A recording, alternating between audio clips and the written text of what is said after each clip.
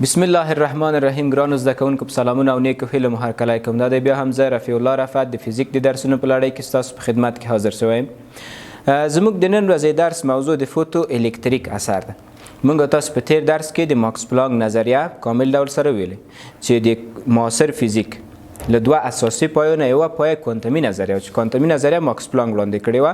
د ماکس پلانک په نظریه کې ټوله کې موږ داسې خلاصه کړو مېره چې انرژي او کوانتمي کمیت ده، یعنې هغه انرژي چې له اجسامو نه خپرېږي هغه یو مسلسل الکترومغناطیسي څپه نه ده، بلکې هر یوې جدا جدا برخې لري چې هرې کوچنۍ برخې یا دستې ته موږ تاسې کوانتا یا کوانتم وایو چې بیا د فوتون د نور کوانتمونو ته فوتون وایي.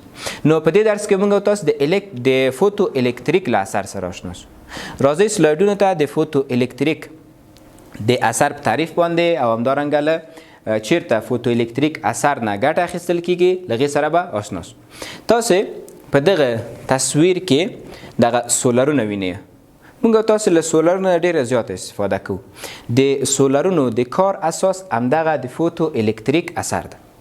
فوتو الکتریک لکه دغه شکل کې هم چې وینئ، ګورئ اوله کې کله چې موږ تاسو له دغه منبع یا چراغ ولګوو دغلته امپیر متر کله چراغ نه لګېدلی صفر ښي. اوس کله چې بیا چراغ ولګوئ دا یو عدد ښي، یعنې جریان منځته راغلی ده.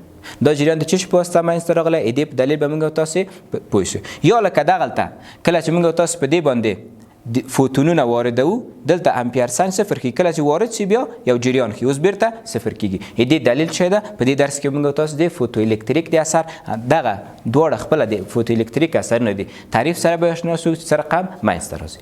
لومړی موږ تاسو د فوتو الکتریک اثر داسې تعریف کوو: د الکترونونو جدا کول د یوه فلزي هادي له سطحې څخه د نور د لګېدو په واسطه ته فوتو الکتریک وایي او جدا شوي الکترون ته فوتو الکترون وایي.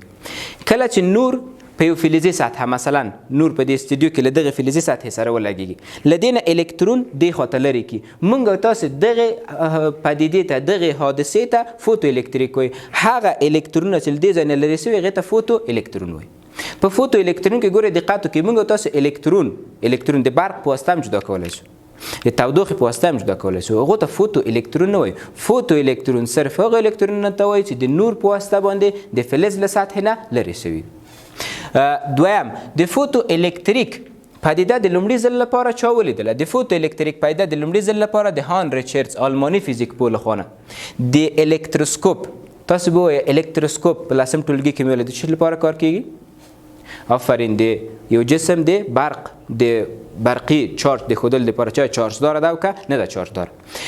هان ریچارډز الکتروسکوپ لومړی مثلا دغه جسم چارجدار او په الکتروسکوپ سره وغوښتل پیدا یې کړه چې دغه جسم چارجدار ده. کله چې الکتروسکوپ ویوړه د ماورای د یوه بنفش نور سره یې کېښوده، ویل ده چې یو څه وخت وروسته د الکتروسکوپ دواړه حلقې له یو بل سره نښتي دي. نو دی په دې فکر کې چې حتمي الکتروسکوپ تخلیه شوی، خو دا تخلیه چې په واسطه سرته رسېدلې وه د نور په واسطه، نو دې پدیدې ته یې فوتو الکتریک ویلې. فوتو نور الکتریک برق، هغه برق چې د نور په واسطه باندې منځته راځي. لکه تاسې دغه ته موږ تاسو الکتروسکوپ وایي. داسې یو ساختمان لري، دوه دانې لوحې دلته لري. کله چې دا جسم که چارجدار له یو بل نه لرې کېږي، که چېرې چارجدار نه وي دا له یو بل سره نښتي دي. اوس که چېرې زه په دې باندې په دغه باندې فوتونونه د نور فوتونونه وارد کړم په دې شکل باندې، د دې له سطحې نه الکترونونه لرې کېږي. دغو حادثې ته ټولې حادثې ته فوتو الکتریک وایي، دغو الکترونونو ته فوتو الکترون وایي. اوس دا خو په الکتروسکوپ کې موږ او تاسو به دغه د فوتو الکتریک پدیده په لابراتوارونو کې څه رقم سرته رسوو؟ داسې سرته رسوو دوه دانې الکترودونه د A او B په نوم باندې د یوه برېښنایي دورې سره وصل کوو چې دلته یوه دانه بیترۍ. دغه علامه چې هر چېرته تاسو د یوې برېښنایي مقاومت د برېښنایي وسایلو سره وینئ، معنی دا چې دا متغیر ده، یعنې کیدای شي زیات شي کیدای شي کم شي. مثلا که چېرې د دې ولتاژ 200 ولټ اوس دا متغیر، دا معنی کې له 200 نه بعضې مثلا ځای شاید خالي ولري چې یو دانه بولتۍ وراچي یا بیترۍ ولتاژ زیات کو، نه دغه متغیر ولتاژ باندې ورکړي. دلته موږ تاسو ولټ متر وصل کړی چې موږ تاسو د ولتاژ قیمت ښي، امپیر متر هم وصل کړی ده چې د جریان اندازه ښي. کله چې او دلته یو دانه ښیښهیي شیشه نیسو چې دغه کاملا له دغه فضا خالي سي، الکترونونه بلې خواته لاړ نه سي. اوس که چېرې دا بیترۍ موږ تاسو وصله کړو، دلته منفي راځي دلته مثبت، دوی ترمنځ سیم نشته، جریان امپیر متر کاملا صفر ښي. اوس په کومې طریقې سره کولی شو چې دغه الکترون یې خواته ویسو او جریان منځته راوړو؟ د نور باید دلته وارد کړو. د نور فوتونونه که چېرې موږ تاسو له دې قسمت نه د نور فوتونونه وارد کړو، په دې باندې ولګېږي، له دې نه الکترونونه لرې کوي. په دغه شکل کې فوتو الکتریک منځته راغلی. اوس په فوتو الکتریک کې دغه جریان له ولتیج سره څه رقم اړیکه لري؟ موږ تاسو داسې وایو جریان په فوتو الکتریک په پدیده کې د ولتیج سره مستقیمه اړیکه لري تر څو جریان یو ثابت حد ته ورسیږي. لومړی د مستقیمه اړیکه لري، ولتیج زیات کې جریان زیاتېږي، ولتیج زیات کې جریان زیاتېږي، ولتیج زیات کې جریان زیاتېږي، خو بالاخره به یو ثابت حد ته رسیږي. ولې یو ثابت حد ته رسیږي؟ ځکه انود د الکترون ظرفیت نور نه لري. ګورئ دغلته مثلا 10 تن الکترونونه ټول راغلي دي. په لومړۍ دفعه کې 2 الکترونونه راورسېدل، په دویمه دفعه کې 3، په څلورمه کې مثلا 5، په لسمه پیره کې 10 تن الکترونونه راورسېدل. نور دا ظرفیت نه لري. کله چې نور ورته 10 تن راخلي دی خو ورته خلاص نور دې ته راځي 10 دی خو انتقالي نور نه زیاتېږي. بیا که چیرې موږ تاسو دې ګراف رسم کو، ګراف د وی ولتیج ګراف او آی د شدت د جریان ګراف. اوس لومړی په لومړي دغه قسمت کې یو اندازه په اوله کې چې کله موږ په دې باندې نور وارد کو په ډېر کوچنی جریان شتون لري. کله چې ولتیج زیات کو جریان ورو زیاتېږي بالاخره یو ثابت حد ته رسېږي. له هغې نه وروسته بیا نور نه زیاتېږي. ولې نور نه زیاتېږي؟ دلیل یې ځکه نور د الکترون ظرفیت نه لري. نور دغه کاملا ډکه شوی کله چې فوتون ورده الکترون دی خوځي بیا نور الکترون نه په همدې شکل باندې هغه کاملا ثابت. اوس موږ او تاسې که چیرې دغه جریان برعکس کو، جریان چې برعکس کو معنی دغه ده چې دغه د بیترۍ ولتیج منفي کو، یعنی دغه بیترۍ مثبت او منفي ځایونه تعویض کړي. کله چې منفي او مثبت ځایونه تعویض کو دغه لوحه د ای لوحه مثبت چارج کیږي او د بی لوحه منفي چارج کیږي. په دې حالت کې موږ چې کچېرې ولتیج منفي شي د جریان لوری تغییر نه کوي، بیا هم جریان هم دې لوري ته ده. ولې دې لوري ته ده؟ ځکه فوتون خو دې خو نه وردېږي، فوتون دې خوا ته وردېږي، دې خو اوس هم دا الکترونونه دې خوا ته انتقال کوي. دې په خاطر وایي که چیرې دغه بیترۍ برعکسه کې ولتیج منفي شي د جریان لوری تغییر نه کوي، صرف د جریان شدت بیا کمیږي. شدت سره کم کیږي کمیږي. ولې شدت کمیږي؟ ځکه دلته منفي الکترون دی، که چیرې دلته نه منفي الکترون راوړي منفي دفعه کې بیرته دې خوا ته راځي، نو ورو ورو شدت کمیږي بالاخره یو حد ته رارسېږي چې له هغې نه وروسته دغه کاملا ډک شوی نور الکترون نه پرېږدي چې دې خوا ته راسي، جریان کاملا څو کیږي؟ صفر کیږي. ښایي موږ تاسو داسې وایي په دې حالت کې بیا هم ولتیج له جریان سره مستقیم اړیکه، هر څومره چې ولتیج دې خوا ته د عددي مقدار له نظره موږ تاسې په منفي حالت کې را کوچنی کوو، جریان هم ورسره هم داسې ورو ورو کمیږي بالاخره صفر ته رارسېږي. که چیرې جریان صفر شي دغې نقطې ته موږ تاسې صفري دغې نقطې ته متوقف کوونکی ولتیج وایي. په دغه ولتیج کې جریان بیخي شتون نه لري.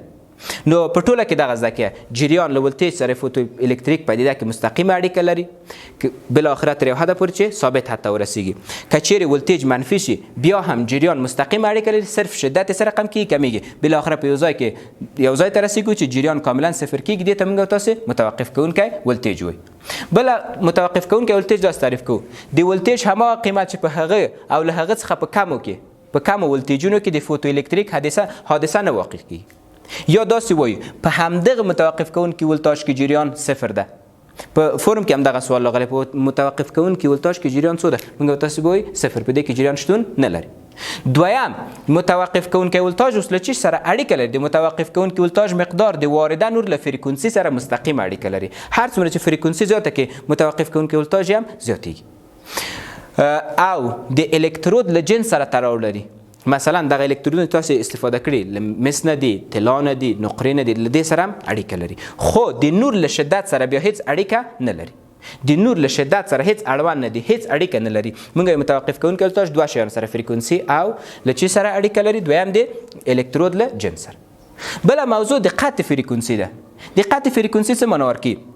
تر ټولو کمه فریکونسي چې د نور فوتونونه باید ولري تر څو د فوتو الکتریک حادثه منځته راشي، دې ته موږ تاسو د قطع فریکونسي وایي چې د قطع فریکونسي بیا صرف د الکترود جنس پورې اړونده ده. دغه موضوع د لومړي 10 کاله ملیکان په دې باندې تجربه وکړله. داسې ویلې د قطع فریکونسي تر ټولو کمه فریکونسي چې نور باید ولري او په هغې کې د فوتو الکتریک حادثه منځته راشي موږ هغې ته د قطع فریکونسي وایو. د قطع فریکونسي د ملیکان لخوا نه د 10 کالو په تجربه کې د مختلف فلزونو لپاره لاسته راغله او داسې ویل چې دغه فریکونسي د نور د متوقف کوونکي ولتاژ سره بیا مستقیم اړیکه لري. اوس د کلاسیک فزیک نیمګړتیاوې د فوتو الکتریک په پدیده کې څه شی دي؟ موږ تاسو فوتو الکتریک وپېژندو، اوس نیمګړتیاوې وایو. موږ تاسو په هغه اول د دې فصل کې ویل چې فوتو الکتریک یو له هغو نیمګړتیاوو نه دی چې کلاسیک فزیک دې ته ځواب نشي ورکولی. کلاسیک فزیک داسې نظر لري وایي په هره فریکونسي سره د الکترون جدا کول امکان شته، صرف باید شدت زیات کو. ګورې داسې زده کړئ که چیرې زه په دې باندې نور وارد کړم له دې نه الکترون نه لرې کېږي. بیا کلاسیک فزیک چې وایي صرف شدت یې زیات کړي. مثلا زه په تنها ځان باندې نشم کولی دا میز جیک کړم. کلاسیکه نظریه دا ده باید 2-3 نفر نور هم راسي له ما سره همکاري وکړي دا میز جیک په دې شکل باندې. دغه یوه د هغو نیمګړتیاونه وه کله چې نور تاسو دغه شدت هم زیات کړي په تجربه کې بیا هم الکترونونه حرکت یې ونه کړي. نو دا یوه نیمګړتیا. دویمه نیمګړتیا د شدت په ډېرېدو سره د الکترون حرکي انرژي زیاتېږي. کلاسیک فزیک داسې وایي که چیرې شدت را زیات کړي دغه الکترونونه چې د سطح نه لرې کېږي د دوی انرژي ډېرېږي.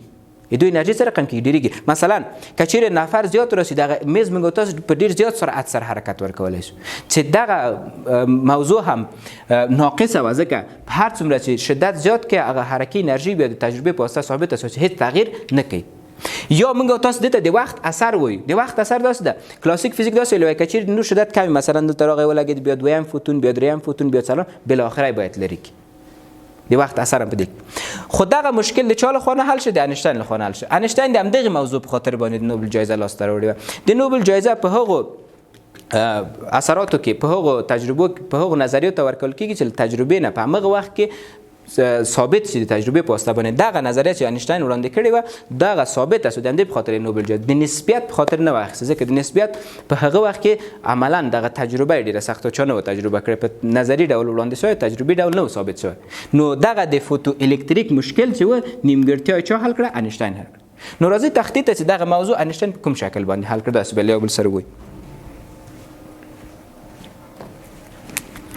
فرض وکړئ دغه قسمت د الکترود سطح ده او دلته هم الکترونونه مثلا دغه یو اتم ده دلته هم الکترونونه شنو. کله چې موږ تاسو په دې باندې فوتون واردو نور واردو نور داسې بستو له فوتونونه جوړ شوی ده.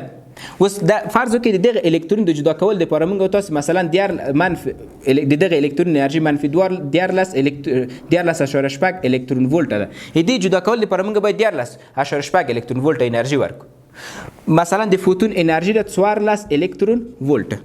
کله چې دال دې سره لګېږي 14 الکترون ولټ انرژي دې ته ورکوي د منفي کېږي مثبت الکترون هغه 1 ولټ پاتې حرکت کوي په پورته شکل د حرکي انرژي مصرف کېږي. خو کلاسیک فزیک چې ویلې وایي که چیرې د دغه فوتون انرژي کمه مثلا 10 الکترون ولټ بیا کلاسیک فزیک داسې وایي دا فوتون چې راغی 10 باید دې ته ورکړي بیا دا لاړ شي دویم راسي دې ته.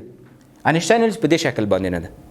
یو فوتون صرف د یو الکترون سره که چیرې زورې ورسېده جدای که او که نه دغه فوتون د الکترون خوا نه جذب کېږي راځي د بل الکترون یا د جسم تودوخه لوړوي خلاص په دغه شکل باندې. که چیرې زورې ورسېده صرف داسې ده چې د کوانتم په نړۍ کې یو الکترون له یو فوتون سره له یو بل سره اړیکه لري خارج له دې نه 2 دانې نه یو ځای کېږي لکه کلاسیکي نظریه کې. دغه بل انیشتین په دې شکل باندې ویلی وایي دغه هر فوتون انرژي د ای مساوي کېږي اچ اف په اندازه باندې ده. دغه انرژي یو د الکترون د جدا کولو سبب ګرځي بل د حرکي انرژي د زیاتېدو یو د ټي سبب ګرځي یو هم د ډبلیو ته موږ تاسو د کار تابع وایو. د کار تابع هغه مقدار انرژي دغه الکترون د سطح نه لرې کړي. تر ټولو کمترینه انرژي چې فوتو الکتریک په هغه کې منځته راځي موږ هغې ته د کار تابع وایو. تر ټولو کمه اندازه انرژي چې په هغه کې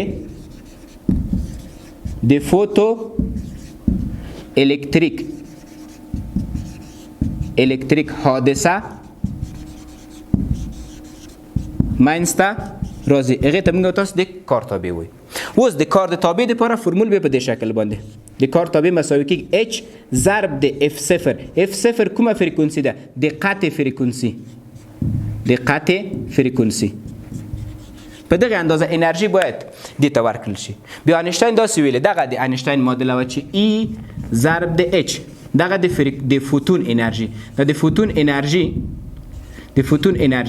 فوتو الکتریک کې د چی سبب ګرځي یو د کار د تابع دویم د حرکي انرژي. خی داسې به وایي ډبلیو جمع د ټي د دواړو سبب ګرځي چې بیا دغه معادله د انیشتین د فوتو الکتریک په نوم باندې ډېره زیاته مشهوره ده. خو په دې شکل باندې دغه معمولا داسې دغه ټي دې خوا ته لیکي ټي مساوي کېږي دا که دې خوا انتقال کې علامه منفي او دا قیمت ورسره وضع کړي. دا قیمت چې وضع کوي دا قیمت کېږي اچ اف صفر منفي اچ اف منفي اچ اف صفر. دغه معادلې ته موږ تاسو د انشتاین مورد تی دلته حرکي انرژي، دبلیو د کار تابع او دغه هم د فوتون انرژي ده چې دغه ته موږ تاسو بیا د انشتاین د فوتو الکتریک معادله هم وایي. له دې نه کولی شو له دغې نه دغه د الکترون حرکي انرژي د وي صفر ضرب د اف نه لاسته راځي. وي صفر ضرب د ای ضرب د وي صفر دغه د الکترون حرکي انرژي داسې لاسته راوړلی شو. دغه حرکي انرژي فرمول ای ضرب د وي صفر مساوي کېږي د اچ ضرب د اف منفي اچ ضرب د اف صفر. که چیرې تاسو دواړه خواهی تقسیم د ای کیه نو وي صفر به لاسته راسي. وي صفر به مساوي سي د اچ پر ای ضرب د اف منفي اچ پر ای ضرب د اف صفر. له دغه ځای نه هم تاسو دغه انشتاین یا هغه مخکې موضوع موږ ویلې فوتو الکتریک کې د قطع فریکونسي له چیش سره اړیکه لري. یو د اف صفر خپله دغه د الکترود له جنس سره اړیکه لري، دویم له هغه فریکونسي سره چې موږ وارده کړي اچ پر ای او اچ پر ای خو ثابت عددونه دي. اوس که چیرې تاسو دغه د خطي تابع سره وای مساوي کېږي د ام ایکس مثبت بي سره مقایسه کړئ، وینئ دا قیمت دلته راغلی ځکه اف صفر خو د هر یوه دپاره ملیکان ثابت کړي چې د هر یوه دپاره جدا جدا لاسته راغلی. نو دغه قیمت تاسو وینئ مایل مساوي کېږي اچ پر ای سره. خی دلته په همدغه اړیکه کې که چیرې زه مایل وغواړم لاسته مایل د مایل تعریف موږ تاسو په ریاضي کې کړی چې مایل مساوي کېږي تانجانت د تیتا مساوي ده د اچ پر ای سره. د الکترون چارج خو ثابت ده، دغه تانجانت اچ پر ای خو د هر یوې دپاره ملیکان کشف کړی. نو اوس تاسو د ګراف د ملیکان په دې شکل باندې منځته راوړی. ملیکان ویلي چې د هر فلز دپاره ګراف په دې شکل باندې ده. دغې ته د قطع فریکونسي له دغې نه که چیرې فریکونسي کمه د اف قطع فریکونسي له دې نه زیات نه. اوس دغه زاویې خو موږ تاسې کولی شو لاسته دغه زاویه د الفا زاویه تیتا زاویه دا زاویه. اوس د تیتا زاویه که چیرې د نقالې په واسطه باندې لاسته راوړو د الکترون چارج 1.6 ضرب لس تان منفي 9 ده. نو تاسو کولی شئ چې له همدغې اړیکې نه د ماکس پلانک ثابت چې 6.3 ضرب لس تان منفي 4 ژول ضرب سکند و له دغې اړیکې نه یې لاسته راوړو. نو په دغه شکل باندې انشتاین دغه د فوتو الکتریک حادثه چې کومې نیمګړتیاوې کلاسیک فزیک کې وي هغه یې حل کړي. کلاسیک فزیک داسې ویلی که چیرې د یو فوتون زور ونه رسېږي نو څو د نور فوتونونه به راسي شدت به زیات کړو.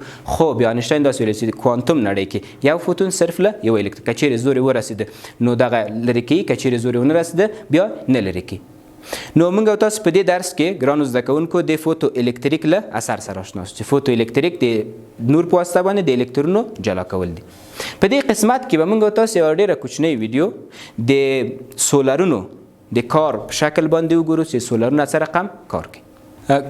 ګرانو زده کوونکو موږ او تاسو ویلي چې دغه د سولر برېښنا چې په دې شکل باندې دغه برېښنا منځته راځي دغه اساس د کار څه رقم ده.